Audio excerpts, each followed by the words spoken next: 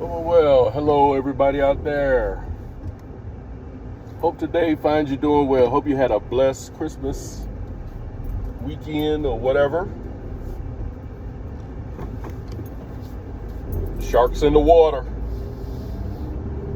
Now, those of you all who know me know that I am a born again Christian, and by being a born again Christian, I'm going to follow after the truth. Excuse me. All I care about is the truth. I don't care about politics or anything like that, although I might speak on it and whatever. But one thing I notice among some so-called Christians is who their allegiances are with. Now, what do I mean when I say that? Well, they'll be willing to criticize certain political figures, but they're willing to give a pass on other political figures.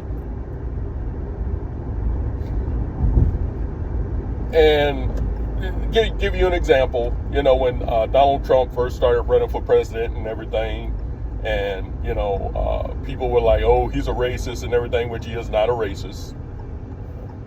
You haven't proven that he's a racist. He's gotten NAACP awards for what he's done in black communities and everything like that. But all of a sudden, he's a racist and he's a pedophile. He's a pedo. People keep calling him a pedophile. He's never been accused of pedophilia, but y'all want to run with that. And I'm talking about you Christians. People in the world, they're going to do what they do, but I'm talking about Christian folk doing this. No evidence of anything. You just want to run with it. But I notice there are certain people that certain so-called Christians will follow after and they'll support, but certain other figures they won't support because of what they heard about them or whatever and stuff like that. I call it hater syndrome. You're willing to you hate a person so much that you're willing to believe anything negative about that person. Anything negative. You don't have to check resources. You don't have to research or anything like that. When you first hear about anything negative about a person that you hate, you just automatically believe it.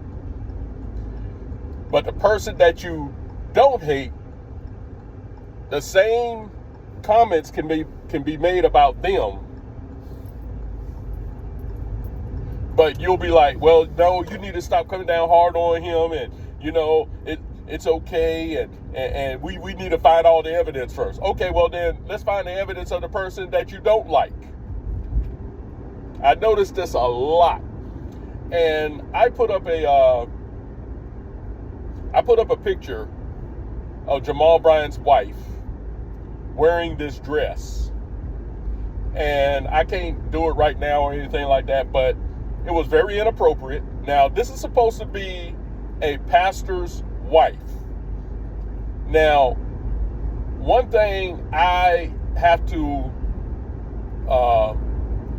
say is you have to be careful a lot of times when you do this. We are called to be salt and light in the world. And we're not called to be like the world. A lot of times we think if we're like the world is going to like us. No, the world hates us. Okay? The world hates us. The Bible even says that the world hates us because it hated God first.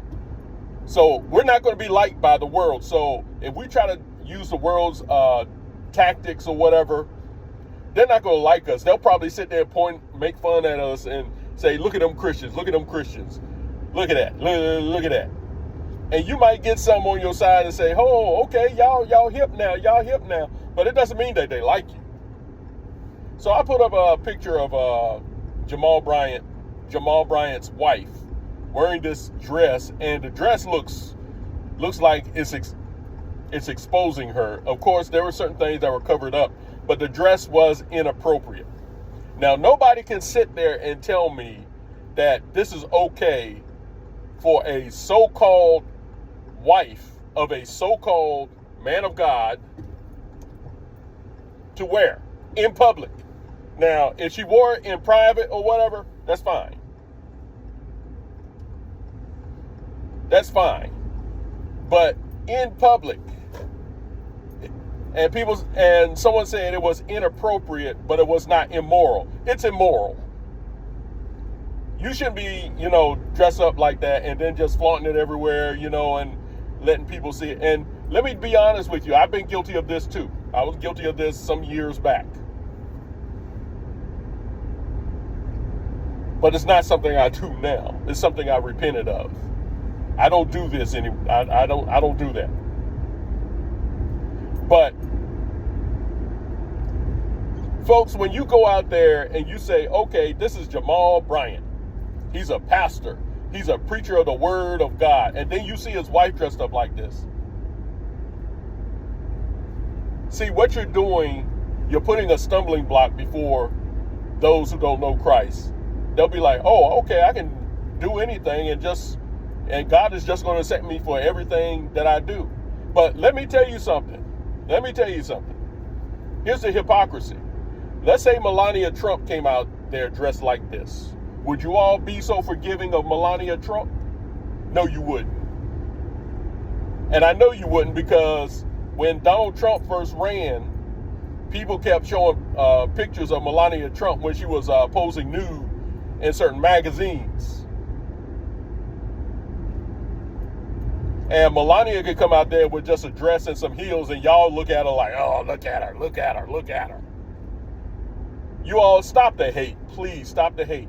If you're going to call one person out for their immorality or whatever, then you need to call them all out. Now, if I saw Melania dressed up in something like this, yes, I would say, Melania, that's inappropriate. That is ungodly, and you shouldn't be wearing that in public. I see a lot of times, a lot of women be out here, they be having their chests out and everything and stuff, and I be like, yeah, y'all shouldn't be dressing like that. Come to the hood, come to the hood, you'll see women dress inappropriately all the time, and I'm like, why do they come out in public looking like this?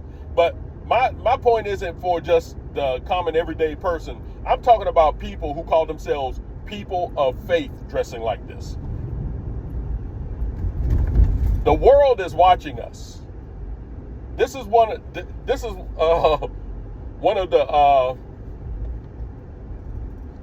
things we have to realize. The world is watching us, and when we come out here and we dress like this, we just lose a little bit of respect. People say, look, they dress like this. They over here wanting to talk about, sexual immorality and everything. And look at them. Look at how they dress. You think that's it? You think that's moral, the way they dress?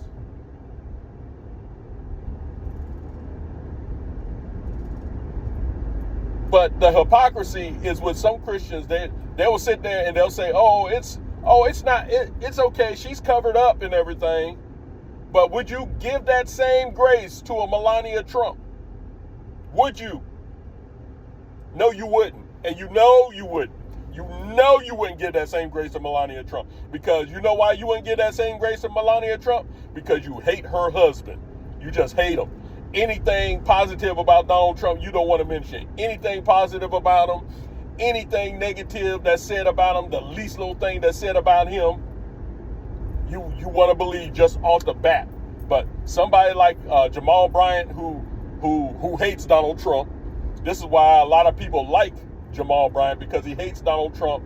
He comes out against Donald Trump all the time. And he preaches this social gospel. And see, this is where a lot of people miss it at. A lot of black folks. We think that preaching the social gospel is preaching the actual gospel. It is not. We have this thing that, yeah, I'm a Christian, but I'm black first. Nah, that's not what we need to be preaching. We need to be preaching the unadulterated word of God. We need to stop tainting the word of God with the philosophy and the dictates of this world. But a lot of you all are so blinded to what's going on, you're not going to do that. You always want to preach the social gospel. That's why Jamal Bryant is doing this boycott of Target. Jamal Bryant is a social, he's a civil rights leader wannabe. That's all he is.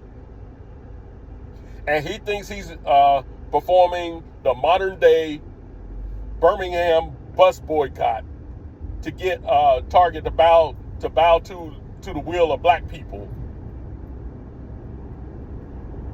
And he's up here boasting about, yes, we're banning Target, we're boycotting from Target until they change their views on DEI, which, you know, I could go to a whole nother video about DEI and all that crazy mess.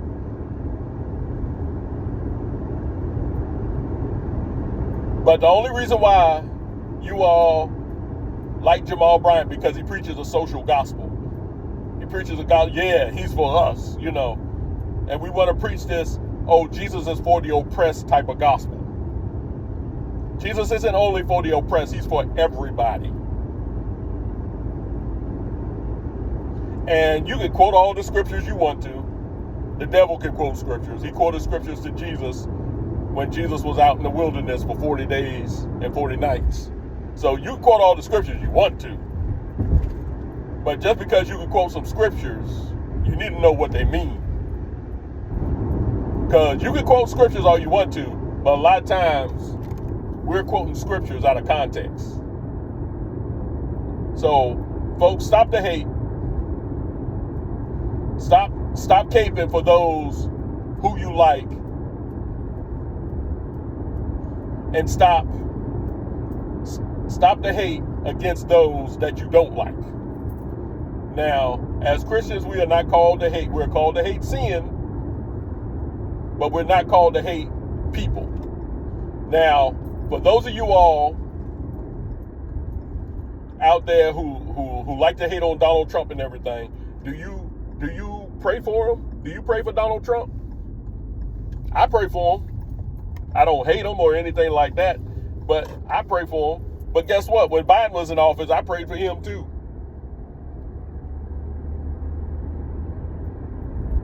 But I guarantee you all, the only prayer you'll say for Donald Trump is, I hope he gets assassinated. Lord, I hope he gets killed. I guarantee you that's the prayer that y'all say for Donald Trump. I guarantee you. But, you know, getting back to, you know, Jamal Bryant's wife, it's inappropriate to be seen in public like that, and it is immoral.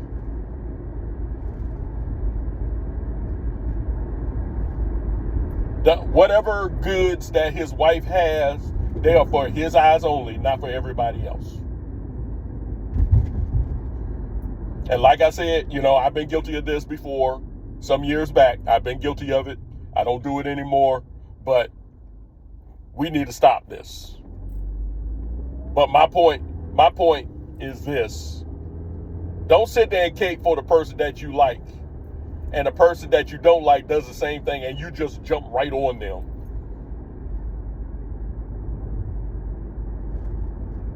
That's the problem I have. The partiality.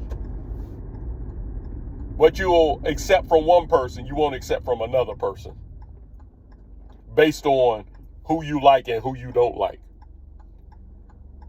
But anyway, folks, I don't know if this is the last video I'm doing this year or whatever. About to start my show up again this Saturday. And folks, like I said, you know, whenever I, you know, talk about subjects like this or whatever, just consider what I'm talking about. Just think about what I'm talking about. Do your research, do your study and everything. Don't just jump to conclusions or anything. And even if you like what I said, don't just jump on and say, "Oh, Vince is saying something." You know, check out what I'm saying. I don't say this for clicks or likes or anything like that. And, you know, maybe I need to say this. Whenever I do these videos or whatever, I'm not trying to gain an audience. If I do, that's fine. but I'm not doing this to gain an audience. 9 times out of 10, you're not going to see that YouTube award in my background. If I get one, that's fine. That's fine. But I don't do this for likes. I don't do this to get an audience. I'm not trying to make it big or anything like that. What I want to do is get the truth out there. That's all I care about, is the truth. Now, if you want to hear the truth and you want to follow it, that's fine. If you don't, well, I don't know what to say about you. I pray for you. But folks, those of us who call ourselves Christians, we need to understand what a real Christian is. And we need to stop the sin of partiality. We'll criticize the person we hate, but we'll give grace to the person that we like. Folks, that's not Christian. I'm Vincent E. Brown. I'm signing off, and until the next time, I'll see you on the rebound.